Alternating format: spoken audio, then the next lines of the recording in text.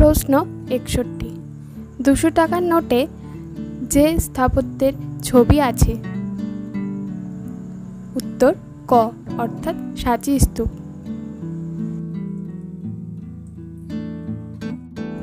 প্রশ্ন 62। তক্ষশিলা ওয়ার্ল্ড হেরিটেজের তকমা পেয়েছে? উত্তর ঘ অর্থাৎ 1980 খ্রিস্টাব্দে। প্রশ্ন 63। এলাহাবাদ স্তম্ভলেখ কৌশাম্বী থেকে এলাহাবাদ নিয়ে আসেন? উত্তর খ অর্থাৎ জাহাঙ্গীর। প্রশ্ন 64। তোসলি যে মৌর্য প্রদেশের রাজধানী ছিল? উত্তর খ অর্থাৎ উত্তর কলিঙ্গ। প্রশ্ন 65। দক্ষিণ কলিঙ্গের রাজধানী ছিল? উত্তর ঘ অর্থাৎ সমাপা। প্রশ্ন 66।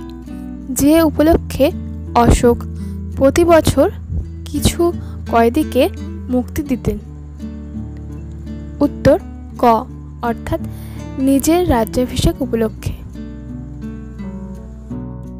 প্রশ্ন 67।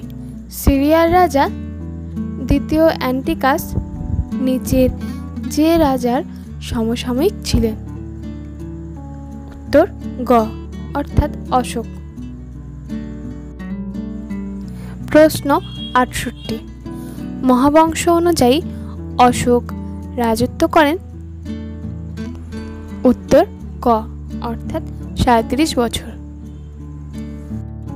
প্রশ্ন 69। নিচের যে রাজ্যটি চন্দ্রগুপ্ত মৌর্যের সাম্রাজ্যভুক্ত ছিল না?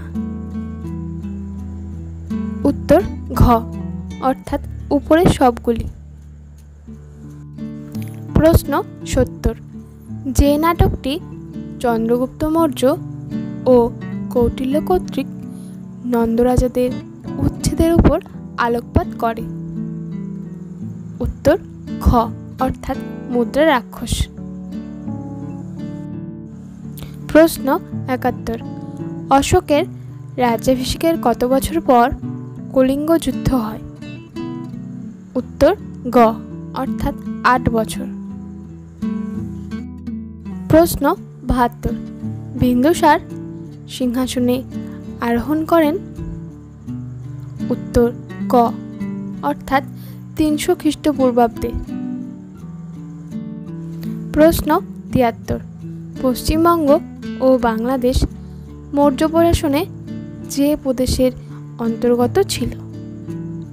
উত্তর ঘ অর্থাৎ প্রাচ্য। প্রশ্ন 74। যবনরাজ তুষাব যে প্রদেশের শাসনকার্য পরিচালনা করতেন? উত্তর খ অর্থাৎ অবন্তী। প্রশ্ন 75। সারনাথ স্তম্ভে যে প্রাণীটি নেই? উত্তর ক অর্থাৎ হরিণ। প্রশ্ন 76। পাটলিপুত্র থেকে উত্তর পশ্চিম সীমান্ত পর্যন্ত প্রসারিত রাজপথের উল্লেখ করেছেন? উত্তর গ অর্থাৎ মেগাস্থিনিস। প্রশ্ন 77। অশোক স্তম্ভের জন্য বেলে পাথর যেখান থেকে আনা হতো? উত্তর ঘ ক ও খ অর্থাৎ চুনা আর আরাবল্লী পর্বত। প্রশ্ন 78। সবে মনীষে পজা মমা এই উক্তিটি রয়েছে? উত্তর ক অর্থাৎ প্রথম কলিঙ্গ অনুশাসনে। প্রশ্ন 79। মৌর্য আমলে পাটলিপুত্রের পৌর প্রশাসন সম্পর্কিত গুরুত্বপূর্ণ তথ্য প্রদান করে? উত্তর ঘ অর্থাৎ ইন্ডিকা। প্রশ্ন 80। ধৌলি শিলালিপিটি আবিষ্কার করেন? উত্তর গ অর্থাৎ মারখাম কিটো।